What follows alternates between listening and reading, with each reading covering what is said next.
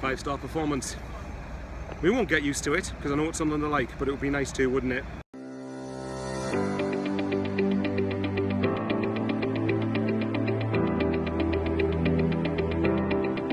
Sunderland 5. I'll repeat that. Sunderland 5. Cheltenham 0. It's funny because a few days ago I said that Bolton have been, some way, the best team that have come up to the stadium tonight, and I think they won at Charlton. So I think that's a pretty big result. I know Charlton are struggling, but I think Charlton will get better as the season goes on. But nevertheless, Bolton have been, by some way, the best team I've seen us play this season. And by definition, not just taking the scoreline into consideration, Cheltenham have been the worst that I've seen play. And it's not intended as a dig towards Cheltenham, because I like to try and be humble in victory. But the thing is, every time Sunderland kept doing the hoof ball, we tried doing the long ball, and Broadhead and Stewart in particular, McGeady as well, a lot of the Cheltenham couldn't deal with them. They couldn't deal with them, and they didn't seem to learn their lesson, where every time we tried to hump the ball forward, they kept getting done over every time, every single time. And not being funny, and I know we say this practically every game, but had we adequately finished our chances, that could have been close to double figures. It genuinely could have been. Obviously, apparently, from what I've heard, now this is maybe me talking garbage, maybe. If there's any Cheltenham fans, watch below and tell me in the comments if I am wrong. Apparently we're missing a number of key players, which I do think, to some slight extent, has to be factored into the result tonight. But I did think Cheltenham were very, very poor. In fact, they were downright dreadful, I think. Sunderland, however, I felt were pretty good, actually. We got forward, and one of the good things is that we kept on pressing. 5-0. 5-0? Not bad, is it? Best win ever. HMS walk the league. I'm trying not to swear, but yeah. Let's go up, come on! Good hard passion for you, can't get better than that. Sunderland were good. I felt that going forward, one of the good things was when we were 3-0 up at half time, it would have been very, very easy to just keep it at 3-0, go through the motions, make sure Cheltenham don't get back in the game. But we didn't, we pushed for more goals. And a lot of the goals tonight were very well taken. The build-up to the second goal was very good. Build-up to the third one was good.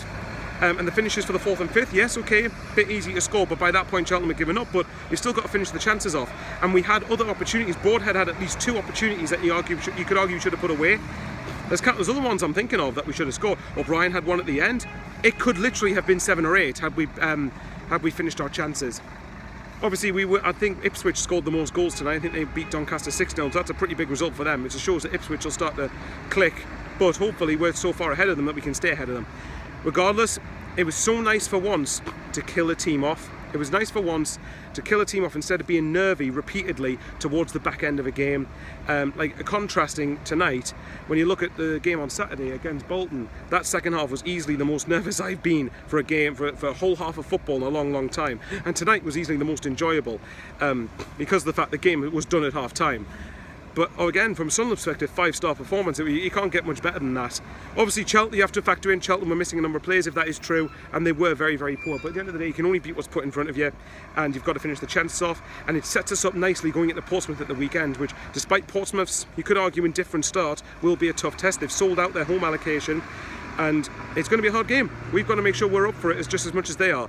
And hopefully our quality will show, but you never know. This is League One, so I think if you get a point at Portsmouth, while I would want to win the game, a point isn't disastrous now. It's not the end of the world, but if you can win, it's another big result, I think. Obviously, other results in general went in our favour tonight. Wigan got beat, Plymouth and MK Dons, and I would say Plymouth and MK Dons, I'm not sure they'll be up there at the end of the season, but I've been wrong before. So Plymouth and MK Dons fans, you can cut that clip out in a few months when I'm proven to be on my backside and that was wrong. But nevertheless, results have gone in our favour. We're opened up a little gap. The challenge is maintain that. I know that Chef Wed's been rearranged for the start of November, which is a game in hand over everyone else, but Wigan have got a game in hand as well, so I think by the time the game in hand comes, I want that to be an opportunity to pull further clear, and then if we don't win it, it's not disastrous. I'll leave you there because my arm is starting to ache and I've rambled on enough anyway. Like, comment and subscribe if you wish to, as always, and stay safe, take care. Top of the league. Now this time, it is a long season, but let's hope by the end of the season we're either first or second. Let's just stay where we are, please. Take care.